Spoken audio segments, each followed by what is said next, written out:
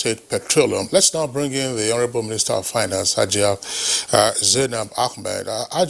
Zainab, we have heard repeatedly the rationale for the total deregulation of the petroleum subsector. Perhaps you may wish to elaborate more on why deregulate at this time and season. Well, good morning. Again, I think the Honourable Minister of State Petroleum Resources has actually quite eloquently enumerated the reasons. The first and major reason for us on the fiscal side is we just can't afford it. We don't have the money. And if we find money, our view was it was better to spend that money on health and on education rather than on consumption, which basically benefits more people that have several cars that they are running. And diesel, which is the vehicle, which is the fuel that actually moves produce and large buses, has been deregulated for a very long time. The buses that run and the trucks that carry foodstuff from farms to markets have been running on diesel, and this has been deregulated. So we have been subsidizing people that can actually afford to pay a deregulated price. And like the minister said, we had about 457 billion in the 2020 budget, provision for fuel subsidy. But there was also a lot more that was not visible. There was foreign exchange subsidy. So our effective fuel subsidy in any year is at least 1 trillion naira. Imagine what you can do with 1 trillion naira in the health sector and in the education sector. It is a lot of money which we didn't have. So we needed to pull that back. And we now have to ensure that the regulator, PPPRA, makes sure that the market operators actually are pricing fairly, that their cost is reasonable, that they are not exploiting the people. And then we now use the limited resources that we have to make sure we pay salaries, to make sure we provide for social welfare needs of the people. All right. I'll stay with you, Honorable Minister of Finance. Claire, you have a question to pop for her. All right. I was just wondering, yes, the rationale is clear from your explanation, but tell us from your own perspective what you think the impact would be on the macroeconomic environment. At a time before the total deregulation, I mean, the government was already working flat out to stabilize the macroeconomic environment, and that's why you have the economic sustainability plan. And here we are, we have a fly now, some persons will say in the ointment, considering the likely rise in prices and therefore inflation and further distortions. How will this alter the macroeconomic environment that you've been trying to stabilize?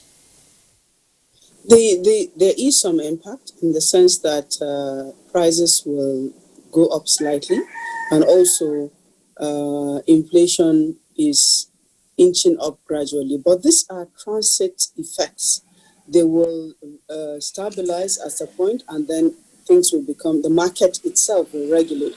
The essence of regulation is to introduce competition in the market. So if you go to a filling station that has a high price, you have an option of leaving and going to another one that has a low price. We need to push the market to become that competitive so that the consumer has options of where to go to buy the fuel. What we have been doing is not sustainable. We can't say if we bring back fuel subsidy, we will fail because we will not be able to afford to pay it. And then the problem of dispute with marketers will come back, and then we'll begin to have fuel queues again. We just can't afford it. And therefore, this deregulation needs to be made to work. We appeal to Nigerians to understand that in the past subsidy was done, we could afford to pay it, but right now we cannot afford to pay. Remember that our revenue has gone down by almost about 65%. So it's not business as usual. The things that we used to do, we cannot do anymore. So my appeal to Nigerians is to understand that this is the right time to do this. We also, the president especially is concerned about the difficulties that the average that Nigerians are going through, but these things will moderate. The economy itself is in decline. Growth is slowing down. Globally, it's happening to everyone. Nigeria is not an exception. So it is difficult times for everyone. It is difficult times for economy, and that's why this tough measure needed to be taken at this time. Again, I just want for us to get, a better understanding of what is really happening. And within the past few years, everybody, all Nigerians, have been very happy with the stability of, the petroleum products. I mean, you could just drive to any of the petrol stations and get your fuel at a stabilized price of 145. I mean, the pricing model that was used, or that has been in use since this past few years, are you saying it is not sustainable? And if that is so, how might the independent marketers, adjust, cope with the fluctuations in price?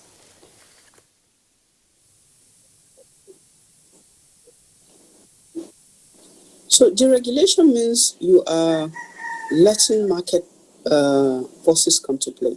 So the marketers have to take into account there's landing costs, storage costs, transport costs, labor costs, and also they need to have a margin of some profits that they need to add. That's why we said that PPRA needs to be strengthened, because they have to scrutinize those costs to make sure that the pricing is fair and that the marketers are not exploiting the citizens in the process of selling their product. We also made an analysis to see the cost benefit of continuing with the fuel subsidy and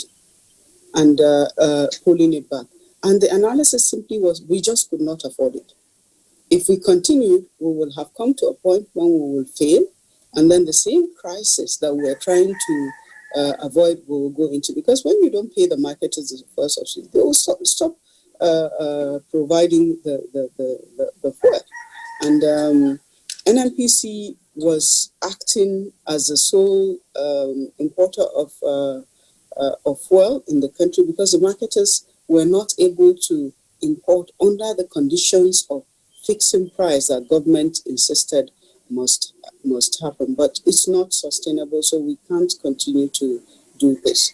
In fact, any subsidy that we do now, we must target subsidy specifically not for one and all, but to the segment of the society that really needs it, and also to productivity rather than consumption. Productivity means if you, for example, subsidize production of produce, farm produce, that is productive activity. But consumption, you're just, especially for fuel, we're subsidizing the rich and the middle income people that have cars. Buses, trucks that carry produce, and mass buses, they use diesel. That's what the people use. Not the people don't drive personal cars. Anybody that has a personal car should be able to afford the cost of running that car. Thank you. We'll get back to you, Honourable Minister, back to the Honourable Minister of State for Petroleum. How might... Honourable Minister of Finance, along the point that the Honourable Minister of State Petroleum has made, if we can still have her right there, okay, she's there on the right side of the split screen. Honourable Minister, how do you respond to the arguments by some in the intelligentsia who worry that, yes, these are early days, but that the deregulation is being anchored on the importation of refined petroleum products? Honourable Minister is saying, yes, if you deregulate the independent marketers alongside NNPC, we'll also have the opportunity of importing. And yet we have 4 refineries that are comatose. What exactly, what are we pursuing? Well, what we're doing is enabling the petroleum sector to actually grow. There has been a number of refineries that have been licensed for several years now, None of them is willing to come and start refining under the regime that we had where fuel is controlled. The Dangote refinery is sitting outside within an export processing zone. So they're insulated from that. When we buy fuel from Dangote, we'll be buying fuel at international market price. The only savings we'll be making will be the savings of freight, that is shipping the goods into the country. But we'll still have landing costs, we'll still have labor costs, and the marketers still have to put a margin. These refineries, green refineries that were supposed to have come and operate, and even refineries that were supposed to co-locate with our existing refineries, can now come in because they will be assured that when they produce, they can sell at market rates and actually recover their investment and make some reasonable profit as well. It's going to open up the market, like the Minister of State said. It will mean more refineries will open, they will employ people, and fuel will be available in different parts of the country, not just on the 4 refineries that we have. Those refineries are old. Even when we turn them around, we will not be able to operate them at optimal capacity. So while the NNPC is trying to rehabilitate them, we also need to encourage the private sector refineries to come on stream, and also even state governments that have the capacity to set up their refineries, and even small like refineries, to curtail this incidence of the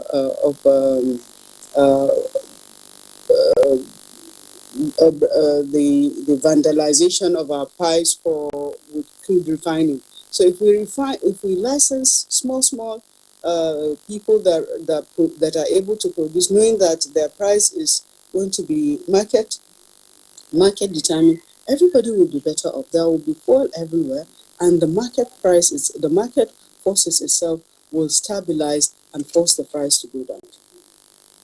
Part of the financial aspect of my question obviously has to do with access to forex for the importation of refined petroleum products. Indeed, before the announcement of the total deregulation, some of the independent marketers had complained that they didn't import because they had no access to forex. With deregulation, is there now going to be more access to forex? And wouldn't that also continue to deplete our foreign reserves when we have no refineries that are functional in country?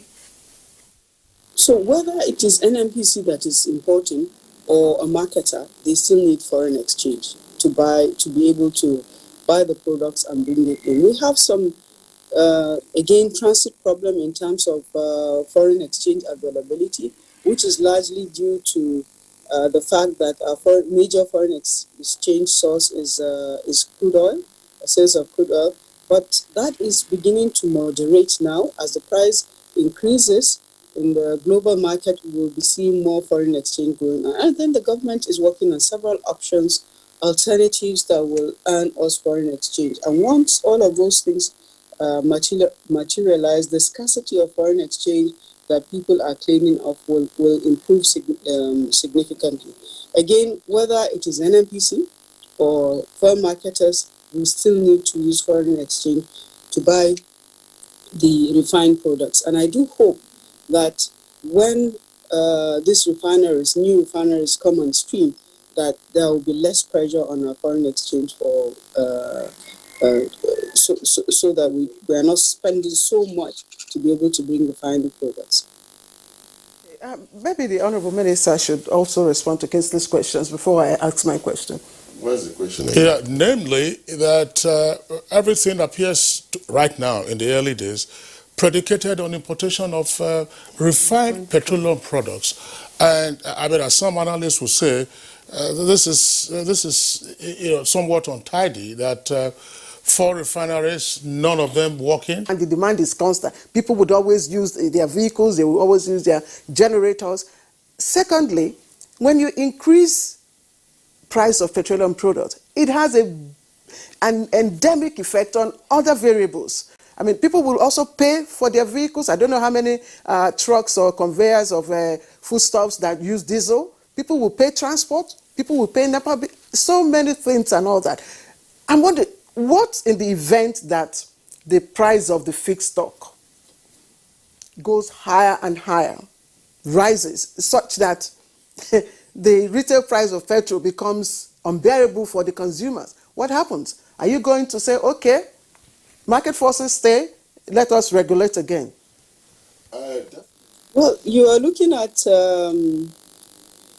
a scenario that is perhaps the worst case and is very, very unlikely to happen. Not that it cannot happen, but it is true that food prices are going up.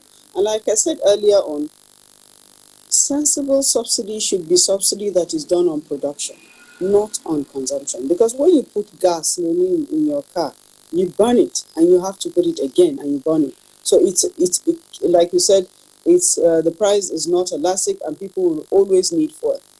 But if you move your subsidy to production, for example, if we now change the regime and say, okay, any trucks that carry food or produce, the diesel price is subsidized. That you're subsidizing production because it means food items that will get to the market cheaper. But as long as we're subsidizing consumption, whether it is fuel, whether it is electricity, there will always be the propensity for gaming the system, and then there's always the facts that you're subsidizing everybody, and it's not everybody that needs this subsidy. So subsidy has to be carefully targeted at the people that need the subsidy most, and at the point in which the subsidy is not makes more sense. It doesn't make sense to for somebody that has a fleet of 5, 6, 7 cars in their house to be subsidized. It does not make sense. It makes sense if what you're subsidizing is mass transit buses or vehicles that are carrying food items to the market. So the way we have been subsidizing is harmful to the economy. Is not sustainable. We have to stop it. But government is a continuum, and also government continuously monitors what is the pulse of the economy and what is happening to people.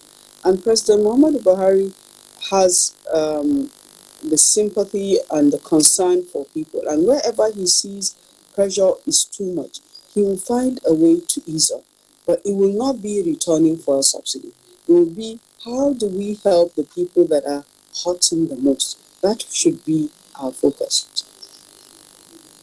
Claire, just before we bring in the Honorable Minister of Petroleum, Minister of State Petroleum, I still would like to stay with the Minister of Finance. Is it necessarily the case that consumption and productivity are mutually exclusive? Because probably the argument is now academic, since we're already into full-scale deregulation. I've heard it repeatedly, even in the course of this conversation, that it is the elite mostly who are being subsidized. Diesel was deregulated during the Obasanjo administration, and so those who have 4 or 5 cars are the ones who are being deregulated, who are being subsidized. What then do you say that on account of energy inadequacy, persons who run their own businesses, even with the so-called I better pass my neighbor generators, which rely on petrol and are in productive businesses, SMEs or MSMEs, whether in the fashion industry or service industry, these are persons who also consume fuel, who also consume petrol. So it's basically, I mean, some persons will say that consumption and productivity are not necessarily mutually exclusive. What's your reaction to this before we get into more substantive aspects of our conversation?